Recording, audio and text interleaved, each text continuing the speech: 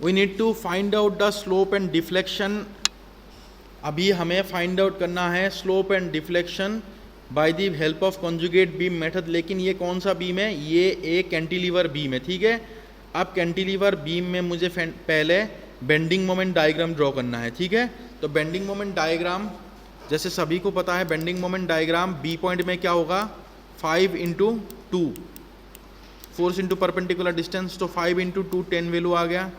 अब यहाँ पे क्या होगा? 5 इंटू 5 प्लस 10 इंटू 3। क्लियर है? तो इस तरीके से मुझे फाइंड आउट करना है।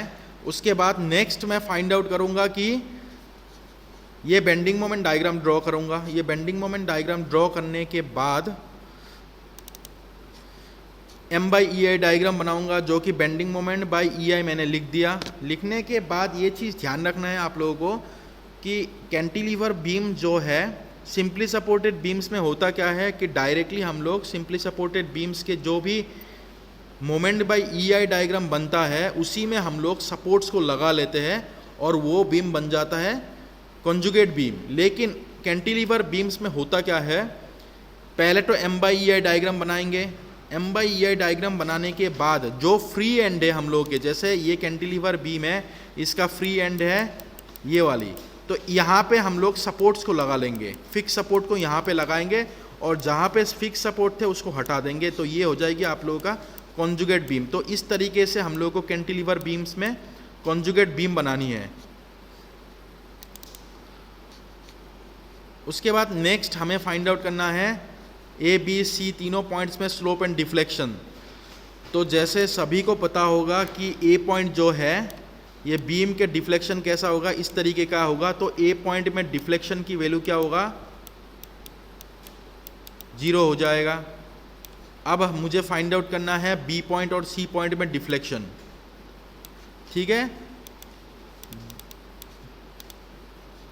बी और सी पॉइंट में मुझे डिफ्लेक्शन फाइंड आउट करना है,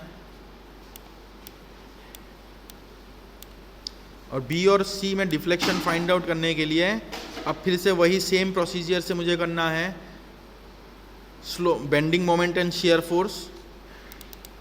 अब देखो, पहले तो मैं फाइंड आउट करूंगा सी पॉइंट में स्लोप। अब अगर मुझे सी पॉइंट में स्लोप चाहिए तो सी पॉइंट तक कितने एरिया है? ट्राइंगल का पूरा एरिया है। अब बी पॉइंट तक कितना एरिया होगा? बस इतना ही एरिया है बी पॉइंट तक। तो इस मतलब फाइनली हम लोग को ये देखना है कि रेफरेंस हम लोग का हो गया ए पॉइंट। ए पॉइंट से हम लोग को देखना है कि जिस जिस पॉइंट में हमें स्लोप फाइंड आउट करना है वहाँ तक हम लोग को एरिया को एज्यूम करना है, ठीक है, कंसीडर करना है। अब देखो, जैसे अगर मुझे बी पॉइंट में स्लोप चाहिए तो ए से लेके यहाँ तक एरिया है, और अगर सी पॉइंट तक एरिया सी पॉइंट में मुझे स्लोप चाहिए तो ये फुल एरिया हो गया ए से लेके। तो अभी देखो सी पॉइंट में एरिया क्या है?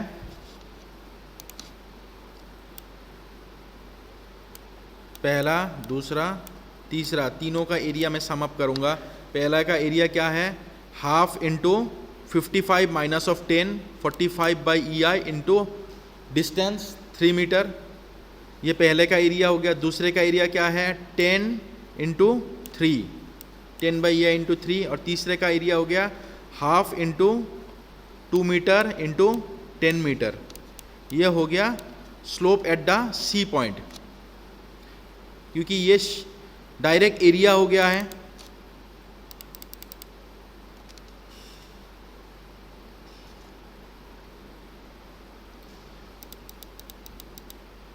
नेक्स्ट मुझे फाइंड आउट करना है बी पॉइंट में एरिया। मुझे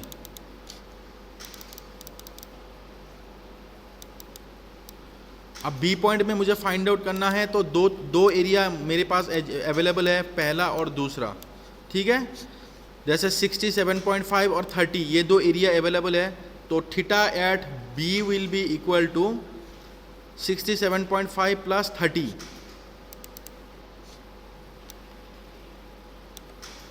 तो फाइनली हम लोग के पास वैल्यू आ गया 97.5 बाई ई आई। उसके बाद नेक्स्ट मुझे फाइंड आउट करना है deflection at C point. Deflection at B में भी मुझे चाहिए फाइंड आउट करना है, और डिफ्लेक्शन एट सी में भी, सी पॉइंट और बी पॉइंट दोनों में ही मुझे डिफ्लेक्शन फाइंड आउट करना है। अब मैं सी पॉइंट में पहले करूंगा डिफ्लेक्शन।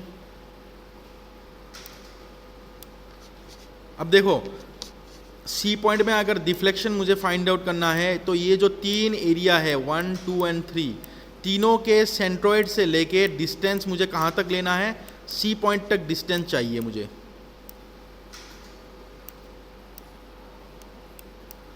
जो भी एरिया है, एरिया के साथ मैं डिस्टेंस को मल्टीप्लाई कर दूंगा सी पॉइंट तक।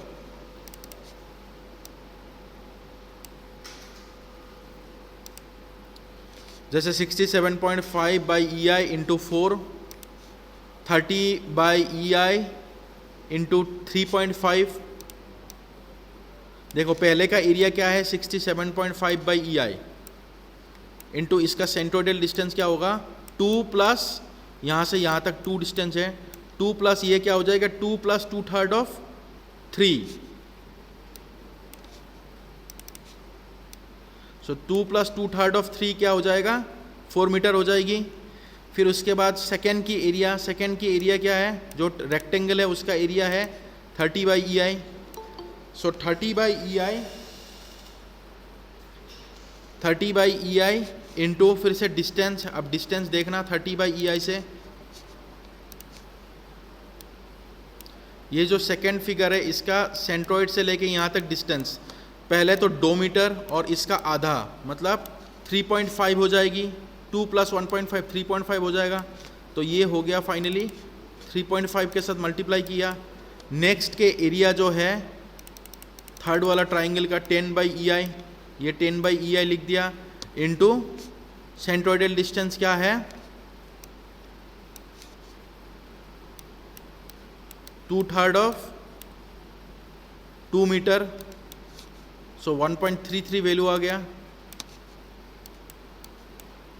सो finally deflection at C point will be equal to 388.33 divided by E I. उसके बाद नेक्स्ट बी पॉइंट में मुझे डिफ्लेक्शन चाहिए।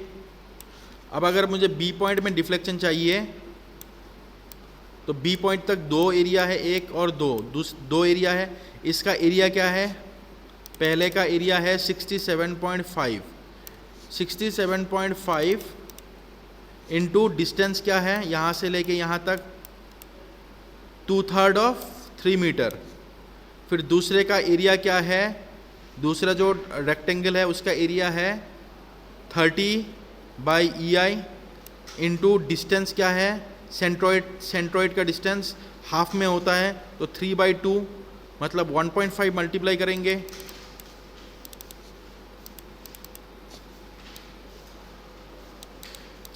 अब देखो पहले की area into centroidal distance B point, लेकिन ये जो सेंट्रोइडल डिस्टेंस लिया है ये सिर्फ बी पॉइंट तक लेना है, क्योंकि देखो जिस पॉइंट में मुझे फाइंड आउट करना है वहाँ तक मुझे सेंट्रोइडल डिस्टेंस लेना है। अगर बी में फाइंड आउट करना है तो बी तक सेंट्रोइडल डिस्टेंस लेना है, और अगर सी पॉइंट तक मुझे डिफ्लेक्शन चाहिए सी पॉइंट में तो मैं डिस्टेंस जो है सेंट्रोइडल डिस्टेंस ये मैं सी पॉइंट तक एज्यूम करूँगा। तो फाइनली जो वैल्यू है 67.5 into 2 plus 30 by E I into 1.5, तो इसका जो वैल्यू है वो आ रहा है 180 डिवाइडेड बाई ई आई। लेकिन इस क्वेश्चन में ये देखना है कि जो मोमेंट ऑफ इनर्शिया और योंग्स मॉडुलस के वैल्यू जो है ये दिया नहीं है। तो अगर दिया नहीं रहते तो इस जितने भी स्लोप है और जितने भी डिफ्लेक्शन है सभी को ई आई के टर्म्स में ही रहने देना, और अगर ई आई की वैल्यू अवेलेबल है तो ई और आई की वैल्यू को सब्स्टिट्यूट कर देना।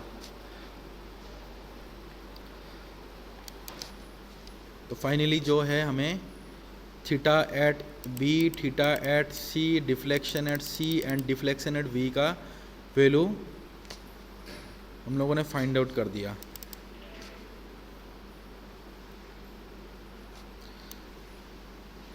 तो इस तरीके से हम कॉन्जुगेट बीम का न्यूमेरिकल सॉल्व करेंगे in order to find out the slope and deflection at the A, B and C point, क्योंकि हमें पता है जो स्लोप एट ए पॉइंट है as well as deflection at A point है, दोनों ही चीज़ क्या है deflection as well as slope at A point is equal to